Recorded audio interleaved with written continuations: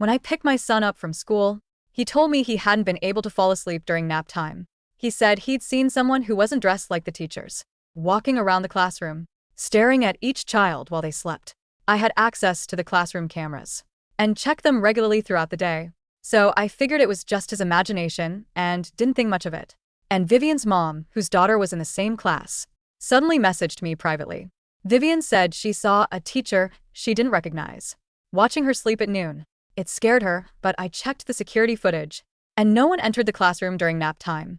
I noticed David open his eyes at one point, so I wanted to ask if he mentioned seeing anything. My heart skipped a beat. I immediately pulled up the classroom footage again. After watching it carefully and confirming I hadn't missed anything, I was just about to reply to Vivian's mom when the class group chat suddenly blew up. My child said there was a teacher he didn't know walking around the classroom while they were sleeping. How are you people running this place? Teacher immediately responded, insisting nothing like that had happened, and posted the security footage in the group chat. But then the parents of 5 other children began chiming in, one after another. My kid said the same thing. He saw a teacher he didn't recognize. Then what exactly is going on? The fact that all the parents were saying the same thing left my mind completely blank. David, can you tell me again what happened during nap time?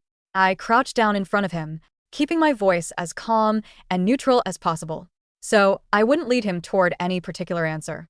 But David shrank back slightly. When he looked up at me, there was fear in his eyes.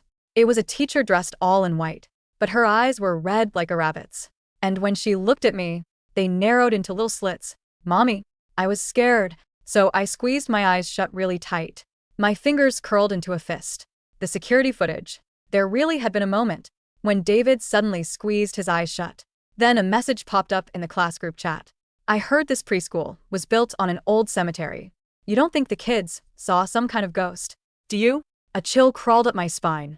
Oh, and Mommy, David added, that strange teacher smelled really bad, like dead fish. It was gross. My hands trembled as I typed everything David had told me into the group chat. The other 6 parents went silent. Then the chat exploded.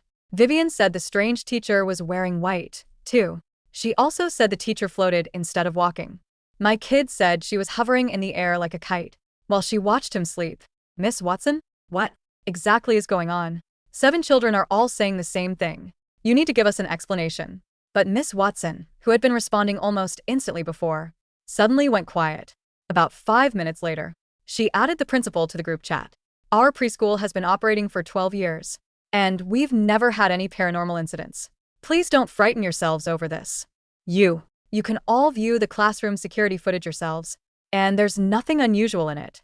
Children at this age have vivid imaginations, and when they talk to one another, it's very easy for them to blur the line between imagination and reality. Make sure the teachers keep a closer eye on the children from now on. We already have a field trip planned for tomorrow, so while the children are out, we'll also do a thorough cleaning and disinfecting of the entire preschool. Several teachers quickly chimed in, promising they would pay closer attention to what the children talked about and telling us not to worry. Even so, I deliberately took David to school half an hour early. The next morning, I wanted to speak to the teacher face to face. By surprise, Vivian's mom had had the same idea. She lowered her voice. You don't know this, but ever since Vivian was little, she's had times when she'd suddenly cry and scream that there was something in the corner. Every single time she'd come down with a fever afterward. We have to bring in a spiritual healer before she got better. But this time she isn't sick at all. I watched the security footage over and over all night during nap time. Aside from Vivian and David, the other 5 kids never even opened their eyes. So how could they possibly have seen anyone? She paused, suspicion filling her eyes. Do you think someone deliberately taught the kids to say all this? Otherwise, how could all 7 of them give such similar descriptions? My stomach dropped. I couldn't understand why anyone would teach a group of children to say something like that. But compared to the idea of a ghost, I was much more inclined to believe someone was doing this on purpose. So I immediately gave up on asking the teacher about it. Instead, I secretly hid a tiny camera inside the school badge, pinned to David's shirt. As soon as the school bus carrying the kids left for the field trip, I got into my car and immediately pulled up the live feed from the hidden camera.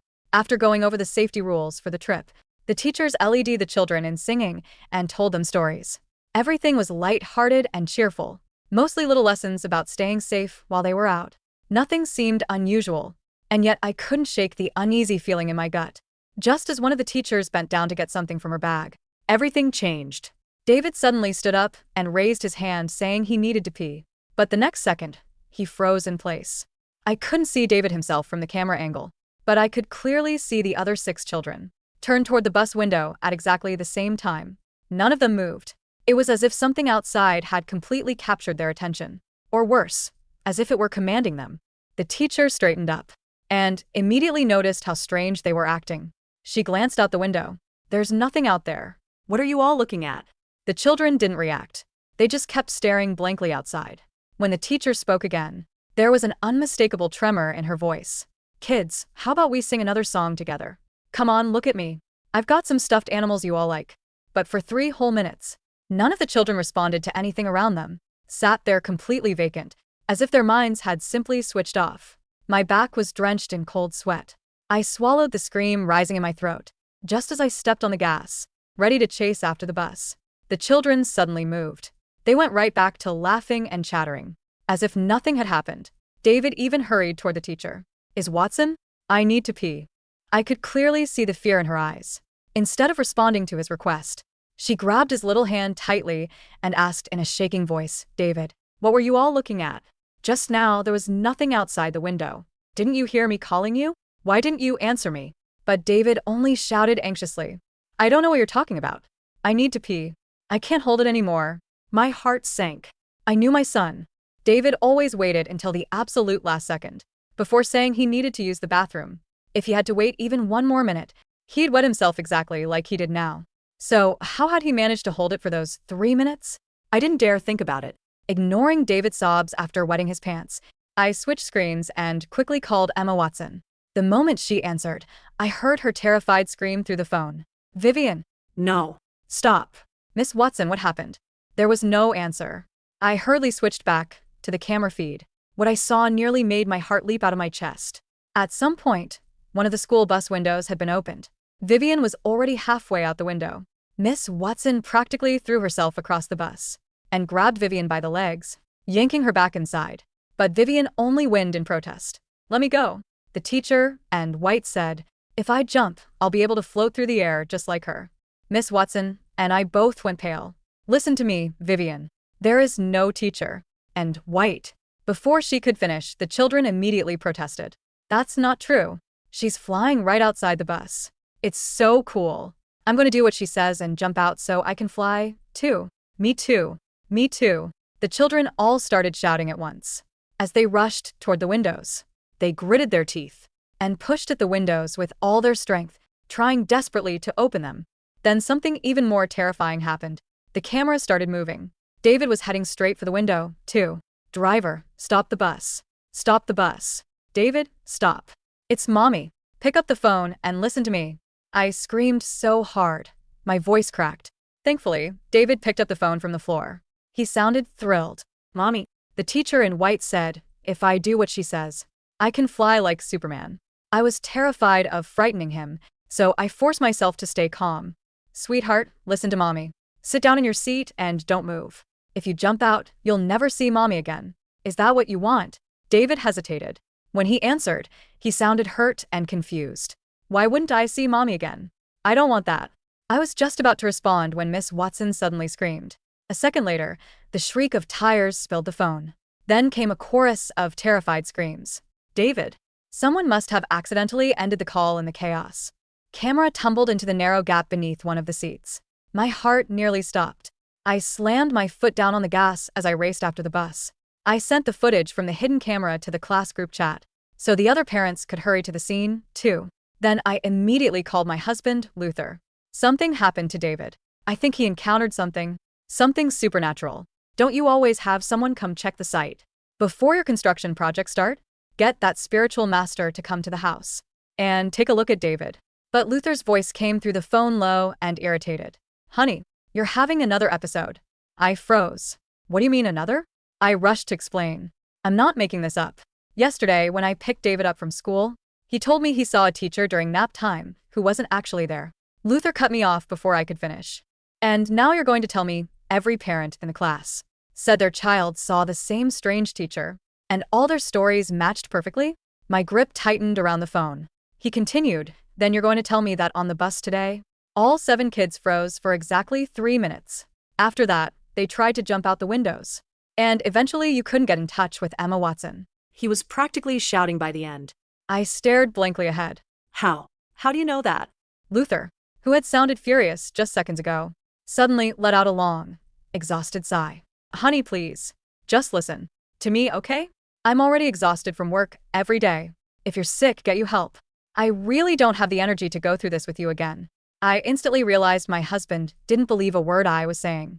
Panic surged through me. "You have to believe me. I'm not making this up. You're in the class group chat too, aren't you?"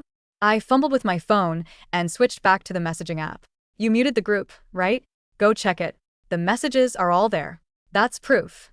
I heard him tapping through his phone. Check what? "You're the only one in there going crazy about ghosts. All the other parents have been telling you that. You're just overly anxious. Because David only recently started preschool. And if you hadn't kept calling Miss Watson over and over and distracting her, the bus wouldn't have crashed in the first place." But I immediately caught the most important part of what he'd said. "The bus crashed. Where are the kids now?" "At the hospital." The moment he confirmed it, I slammed on the brakes, made a U-turn, and raced toward the hospital. The second I arrived, Vivian's mom slapped me across the face. "Are you insane? Why did you keep calling Miss Watson? If anything happens to Vivian, I swear I'll never forgive you." This lap left me stunned. "That's not what happened," I stammered. "I saw it through the camera. I sent the video to the group. Didn't any of you see it?" Vivian's mom shoved her phone in front of me. "Since last night, you've been ranting about ghosts at the preschool. We figured you were just anxious. So we spent half the night trying to calm you down. And you're still not done. You even put a hidden camera on your kid. Footage clearly shows nothing unusual. Yet you're still making things up." Frowning, I opened the video. My blood ran cold. The 3 minutes when the children had sat perfectly still were now completely different. In this version, Miss Watson had suggested a pretend sleeping game because she was worried the excited children would wear out their voices. From shouting, Vivian hadn't leaned halfway out the window, either. She had simply been hanging over the back of her seat. "That's impossible." My voice shook. "Am I really losing my mind? You need treatment." Luther arrived just then and reached for me, his voice gentle as he tried to pull me into his arms. I instinctively stepped away from him. At that moment, the doors to the operating room opened, and I hurried over. Thankfully, Vivian wasn't in any life-threatening danger. But when I saw the cut on her lower leg, doubt immediately crept back in.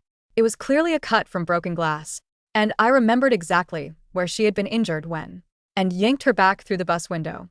Luther frowned and told me the cut had come from glass that shattered during the crash.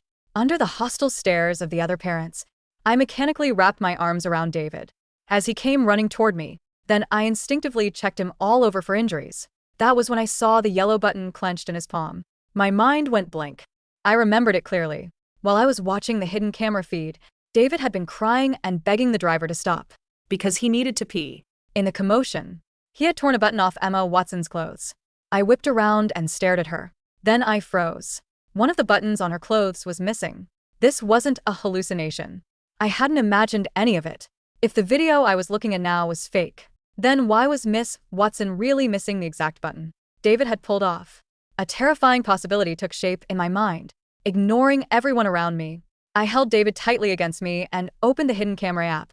I dragged the progress bar back and forth again and again. Finally, I stopped on a frame, showing the children's blank eyes, fixed on something outside the bus window.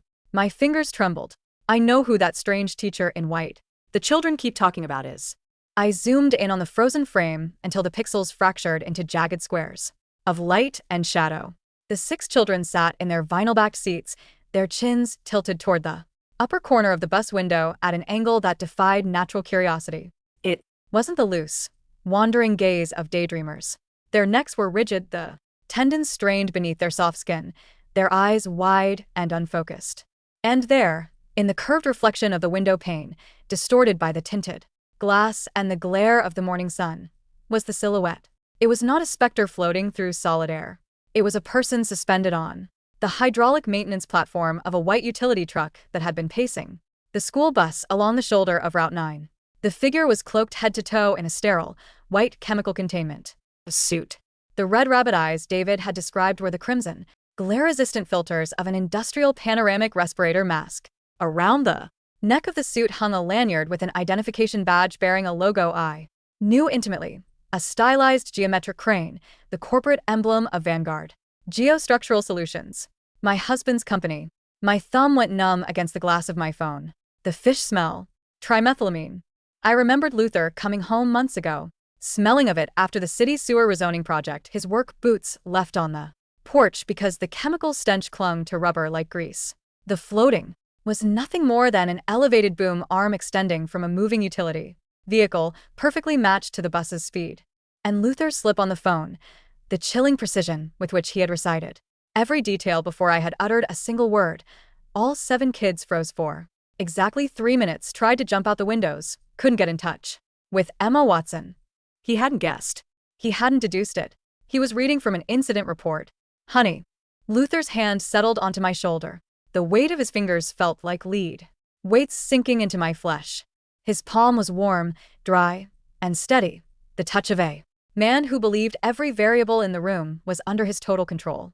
You're shaking, Clara, he whispered, leaning down so his lips brushed the crown of my head. His voice carried that practiced, soothing cadence he used when pacifying investors or placating city inspectors. Let the doctors look at David.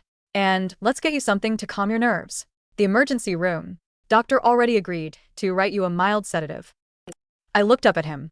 In the harsh fluorescent light of the hospital corridor, his steel-gray eyes were entirely clear, devoid of the panic that should have consumed any father whose 4-year-old had just survived a bus crash. I'm fine, I said, keeping my voice flat, deadened, stripped of any inflection that might betray the wildfire behind my ribs. I slipped my hand into David's small jacket pocket, feeling for the yellow plastic button he had clutched in his palm. I rolled its notched edge against my fingertip. David needs water, I said smoothly, standing up and pulling my son against my hip. I'm going to take him to the fountain by the pediatric wing. I'll come with you, Luther said, his posture straightening instantly. No. Stay here and handle the admissions desk. They need our insurance card, and you have the physical copy in your wallet. Luther hesitated. For half a heartbeat, the mask of the doting, exhausted husband slipped, revealing the calculating surveyor beneath. He glanced toward the nurse's station, where 2 receptionists were waving a clipboard in his direction. 2 minutes, he said softly. Don't wander off, Clara. You know how you get when you're overwhelmed. I gave him a stiff, vacant nod, turned on my heel, and carried David down the tiled corridor. The moment we turned past the swinging double doors of the pediatric wing, I broke into a brisk, silent stride, bypassing the water fountain entirely. Mommy, my tummy feels all bubbly, David murmured against my neck. His skin was unusually clammy, his breath carrying a faint, metallic tang that made my stomach turn. Hold on to Mommy, sweetheart. We're going to play a quiet game, okay? No. Talking until we get outside. I slipped into an empty triage room, locked the door, and set David on the examination table. I pulled off his jacket, unbuttoned his shirt, and inspected his chest. Along his collarbone and behind his ears were tiny, pinprick clusters of petechiae, broken capillaries blossoming under the pale skin like constellations of dried blood. It wasn't trauma from the seatbelt. It was the physical signature of acute acoustic pressure or neurotoxic exposure. My phone vibrated violently in my pocket. It was an incoming message from an unknown number. Don't take him home. The air exchangers in your house were serviced by his crew yesterday. Check his backpack. My breath hitched. I grabbed David's little red canvas preschool bag, unzipped the front pocket, and dumped the contents onto the sanitary paper of the exam table. Out fell a half-eaten granola bar, a broken blue crayon, and a small, sealed specimen pouch containing a transdermal patch, the kind used for slow-release motion sickness medication, except the foil backing was marked with a handwritten serial code, VX09B/cohort 4. Someone had slipped it into his bag before the bus crashed. A shadow crossed the frosted glass of the triage door. The handle jiggled. Clara? Luther's voice, muffled through the wood, had lost its velvet softness.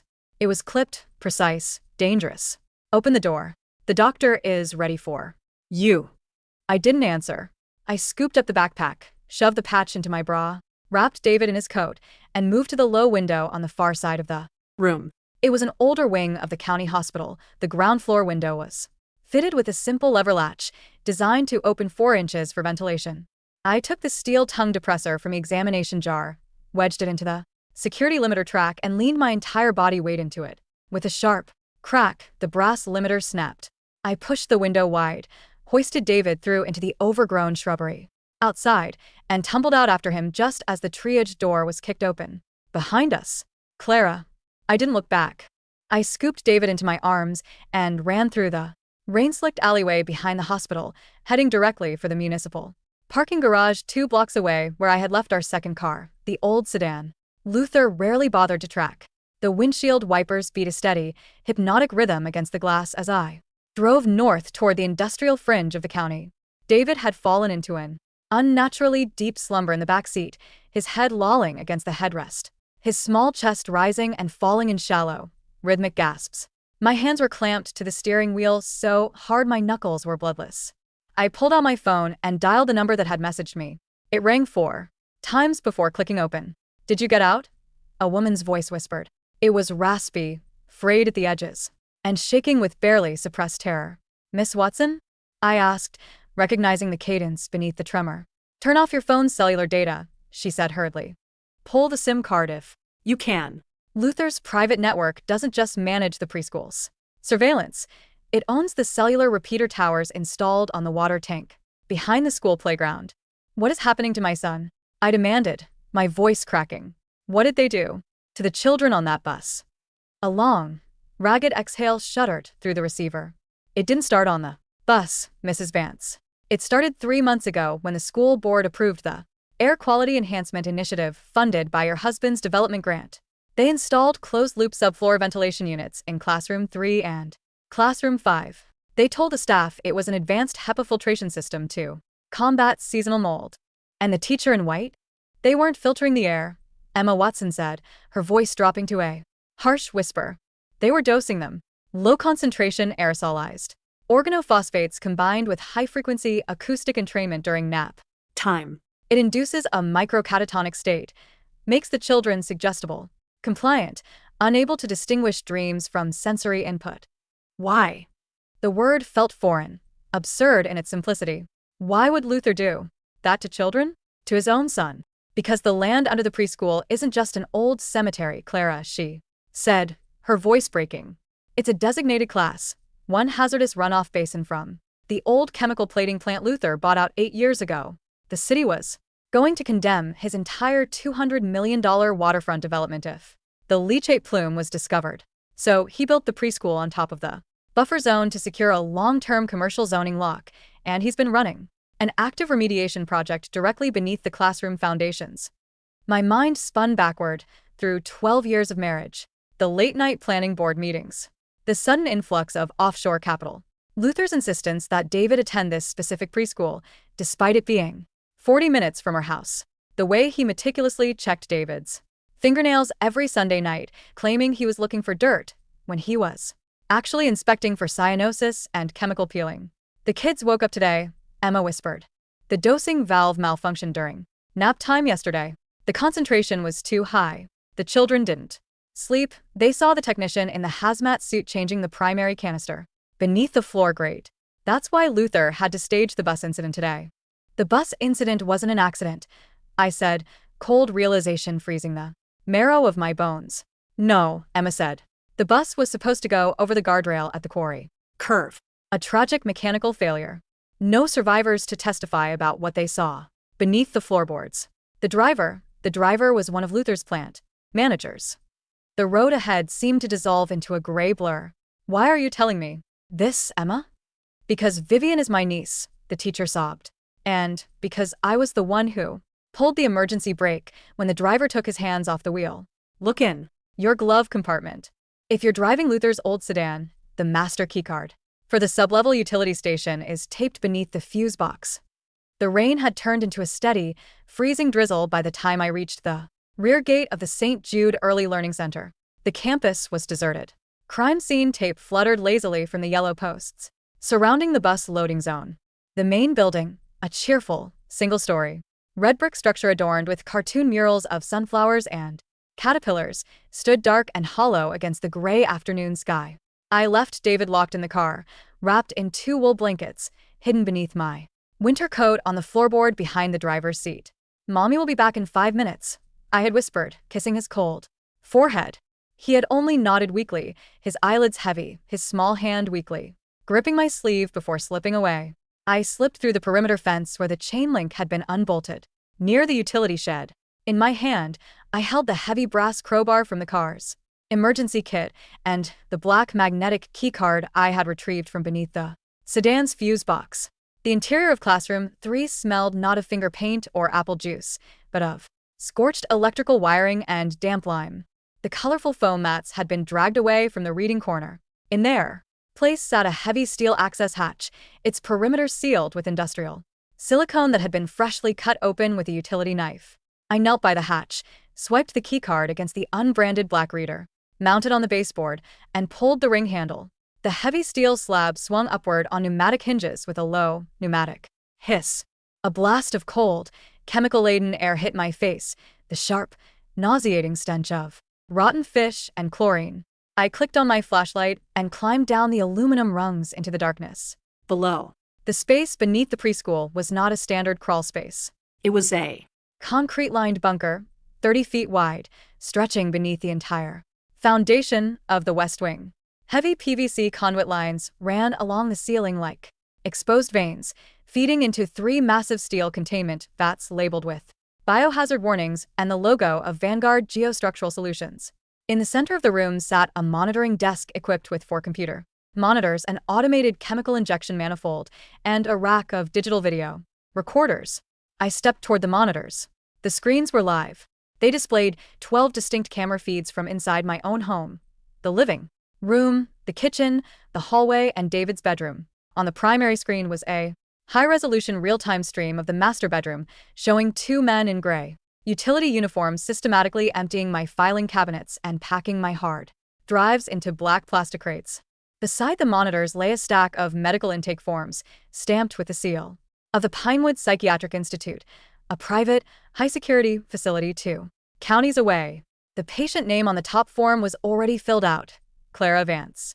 Attached to the intake form was a clinical summary, pre-signed by a private physician. Subject exhibits escalating persecutory delusions, paranoid ideation regarding child safety, and auditory/visual hallucinations following postpartum psychological deterioration. Subject represents an immediate danger to herself and dependents. Involuntary residential commitment authorized for a minimum observation period of 180 days. Luther hadn't just planned to silence the children. He had engineered a foolproof narrative to bury me alive in an institution if I ever asked the wrong questions. I grabbed the thick ledger from the desk, the daily chemical titration logs, dating back 4 years, every single page initialed with Luther's unmistakable, sharp handwriting, and shoved it into my jacket. Then, behind me, the aluminum ladder clanged. "You always were too observant, Clara," Luther said from the darkness at the base of the ladder. He wasn't wearing his rain jacket. He stood in his tailored suit, his leather shoes spotless against the damp concrete floor. In his right hand, he held a heavy tactical flashlight. In his left, a small, dark object that looked like an electronic ignition key. 2 men stepped down the ladder behind him, the same broad-shouldered utility workers I had seen on the surveillance feed of our bedroom. "Where is David?" Luther asked evenly, taking 1 slow step toward me. "He's safe," I said, backing away until my spine pressed against the cold steel of the chemical containment vat. "He's far away from you, Luther." Luther let out a short, hollow laugh that echoed off the concrete walls. "He's in the blue sedan parked behind the utility shed. You left the driver's side. Floor vent open. My men had the car surrounded 3 minutes after you pulled off the highway." My heart plummeted into a bottomless void. "If you touch him, I am his father," Luther hissed, his voice dropping into a register of cold, vibrating fury. "Everything I built was for him. This land, the developments, the capital portfolio. Do you have any idea what happens to our family if the state discovers 30,000 tons of buried halogenated hydrocarbons under this district? We lose everything. Bankruptcy, federal indictment, prison."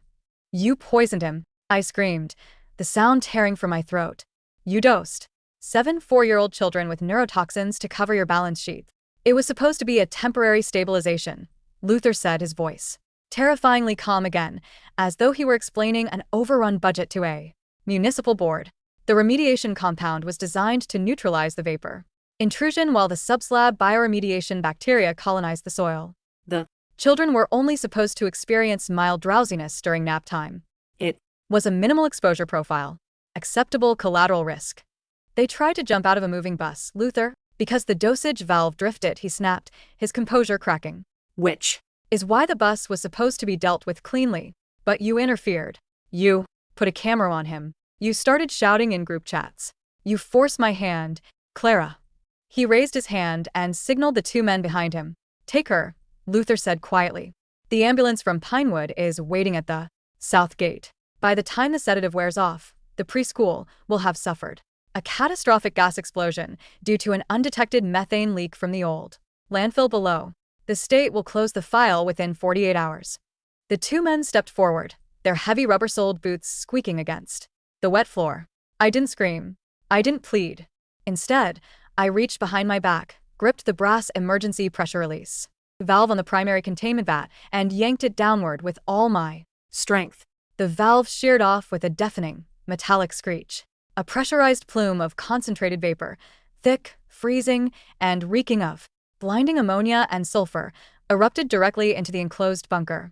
The 2 men staggered backward instantly, clutching their faces, screaming in agony as the chemical aerosol burned their eyes and airways.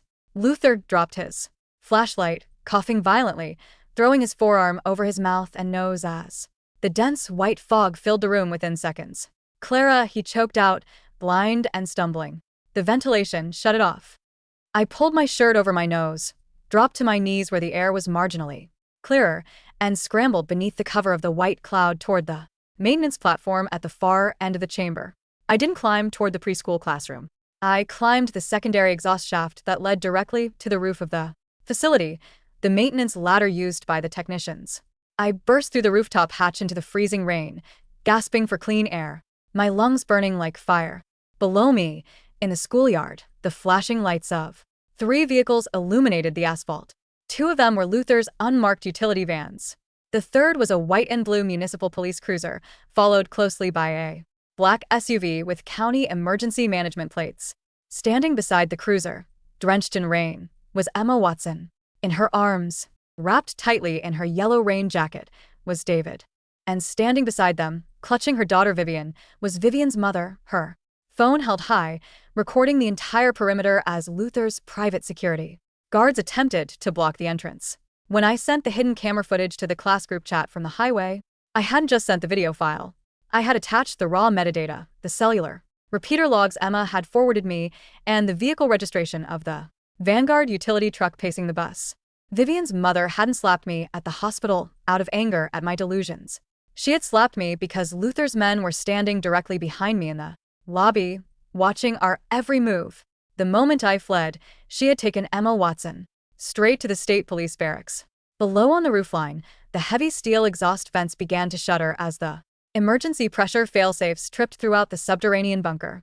A muffled, concussive thud shook the foundation beneath my feet as the electrical backup generators shorted out, blowing the classroom floorboards upward in a shower of plaster dust and splintered timber. Moments later, the side doors of the building burst open.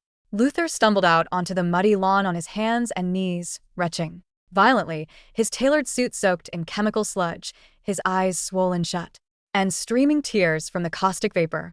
State troopers swarmed the lawn, weapons drawn, shouting commands through the driving rain. 3 months later, the morning air off the coast smelled only of salt and damp pine. David sat on the wooden steps of my sister's porch, 60 miles away from the county line, carefully drawing a picture on a sketch pad with a box of new crayons. He was drawing a house with a yellow roof, a massive green tree, and 2 figures standing in the front yard holding hands. His eyes were clear. The dark circles beneath them had faded, and the broken capillaries along his collarbone had vanished entirely within 3 weeks of clean air and proper medical treatment.